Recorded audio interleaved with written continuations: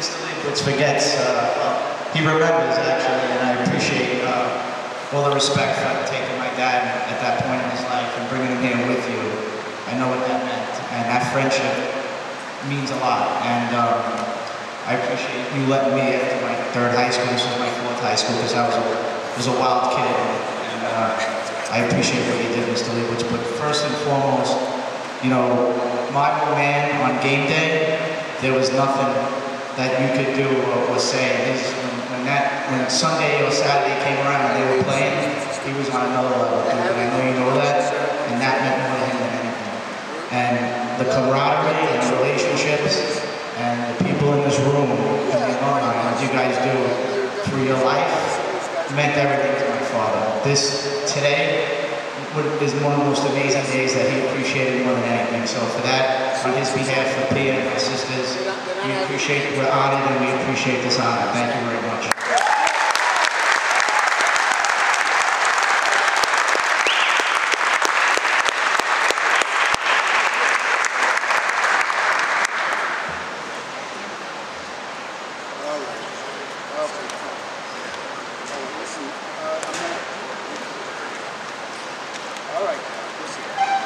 Now comes. I have the Is there anyone here?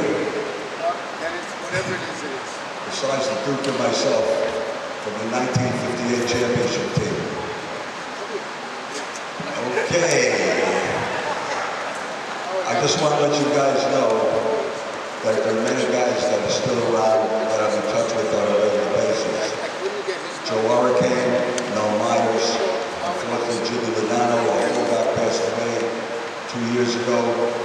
Johnny Sabetto, our quarterback. A lot of them living in the city, doing a good job, living out of town like a lot of your families are doing at this time. And I have over here, when we finish, if you guys want to take a walk over there, I put some pictures in from the past, from the present, from last year, over the years. Anything you want to, just take it. If you see a picture you want to throw darts at, take it home and throw the darts at it. But as far as it goes, the 58 team was coached by Coach Rapp.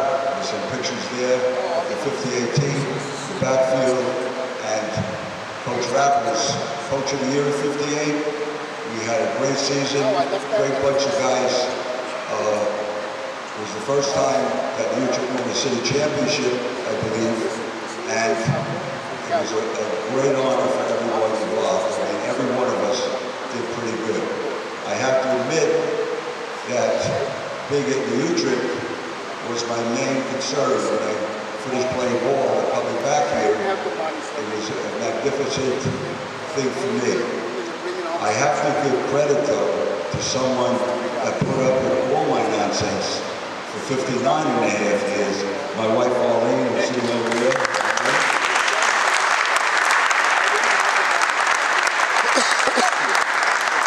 I was much younger than her at the time, and only teasing.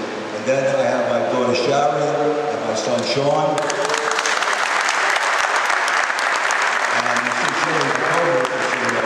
Shelly over here. And my daughter Callie is at Parents Weekend at Vanderbilt. I have a granddaughter who's a sophomore at Vanderbilt. And unfortunately, they're playing Georgia today. So that should be quite interesting. We move on. The 58 team, what we did, what Tom did, and Peter Sinagra, they designed beautiful medals that were given out to our team members. And what I'm going to do with those, I'm going to take them and I'm going to mail them out with a little note personally to the guys that are still around that were on the 58 team. It gives me pleasure today to also be here as the coach of the 1973 championship team. So, we have a lot of our women here today. And what I'd like to do, we're going to present to them, we have medals or joints, points made up to present to them as well. So not only will their names, their team go on the plaque, which is located outside in the hall, but they will have a memory of today's events. So I would like to the 73 team, Johnny, L'Oreal, and where's Kevin? Kevin, come on up. I'm going to have you guys walk, of course, give out the coins. Matthew, come on up. I need your help. Matthew Dioria, one of my boys.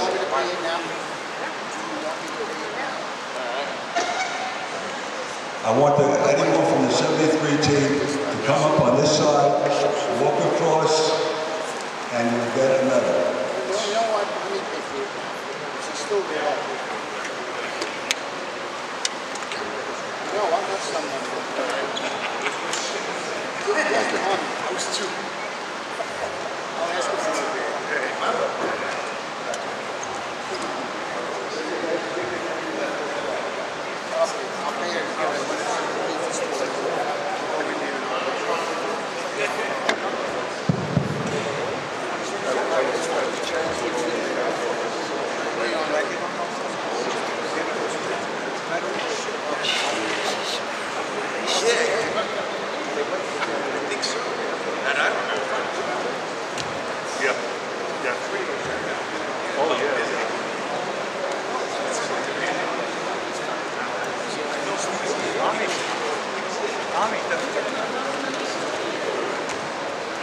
Okay, so Utrecht High School, right? We all got a good education. Somehow or another, we forgot how to pronounce it. Raise your hand. John Joe Bowles, Guy Stanberry, Peter Sinagra, Charlie Mondero, Tommy Boscia, Phil DePrano, Frank Gonzalez, Mike DePrano, and Mike Palillo, Captain Mike Palillo.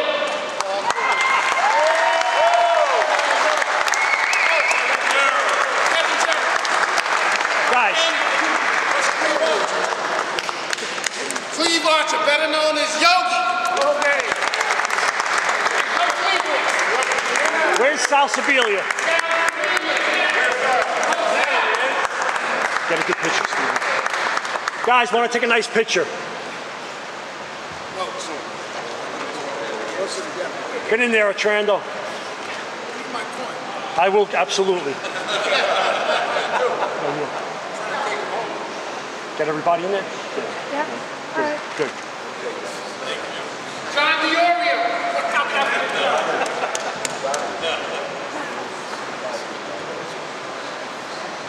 Okay, guys, thank you.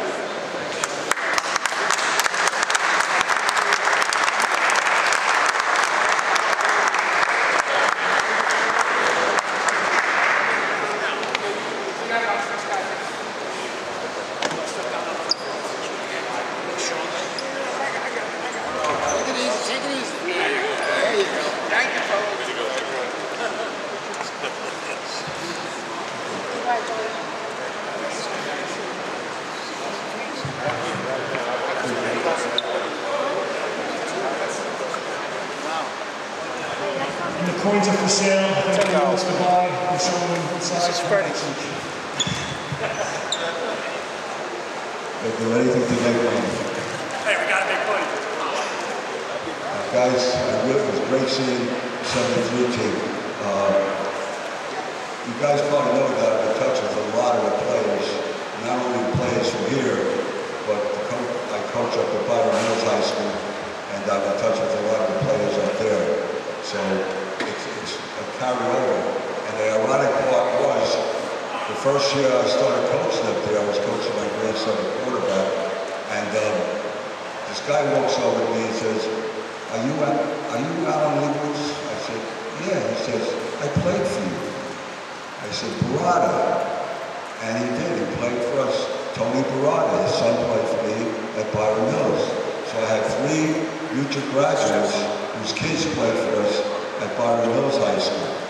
It's natural because they usually say, I thought you were dead by now, but that goes without saying, we move along. We're going to move along. Just want to check because I don't want Tommy yelling.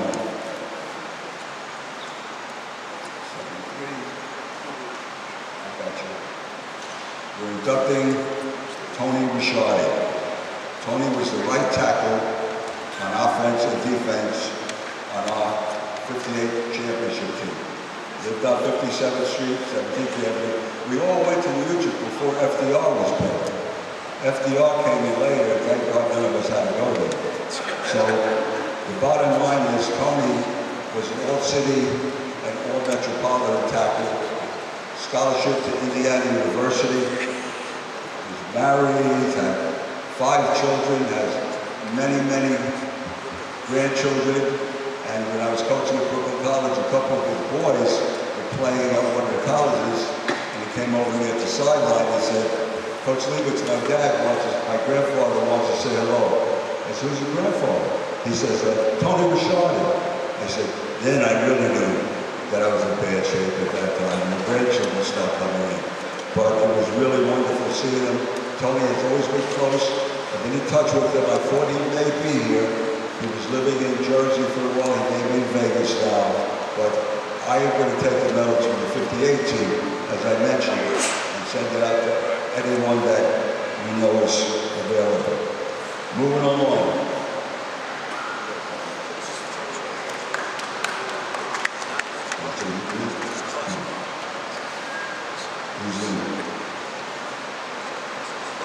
Sal?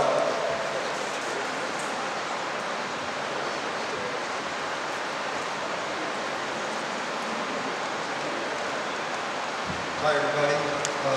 Ladies and gentlemen, it's my pleasure and honor to introduce to you one of the most outstanding athletes that this high school has ever produced. He was known as Tony Touchdown, or in the neighborhood, Rube, as a member of the Utrecht High School football team in the mid-50s. A group of his family is here as our guests for this ceremony. Please give them a warm welcome.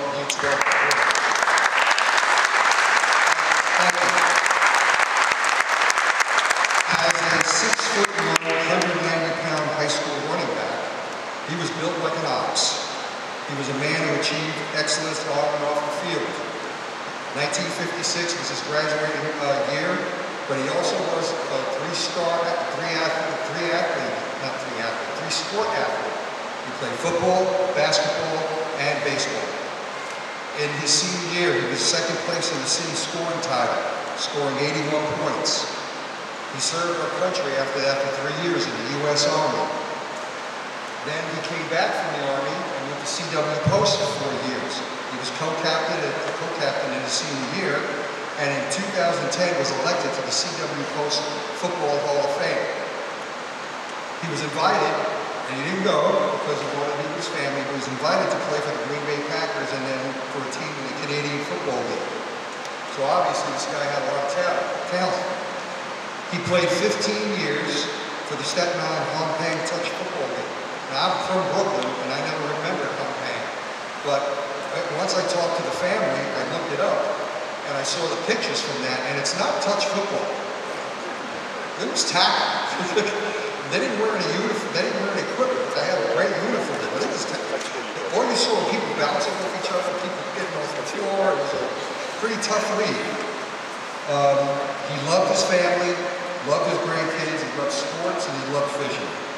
He was one of the most generous and humble players off the field. He was admired and respected by everyone who knew him as a great man, a great family man, and a great athlete. Tony is an alumni who deserves to be recognized as one of Utrecht football's best with this Hall of Fame induction. Please join me in welcoming the newest member of the Utrecht High School Football Hall of Fame, Tony Rubelata.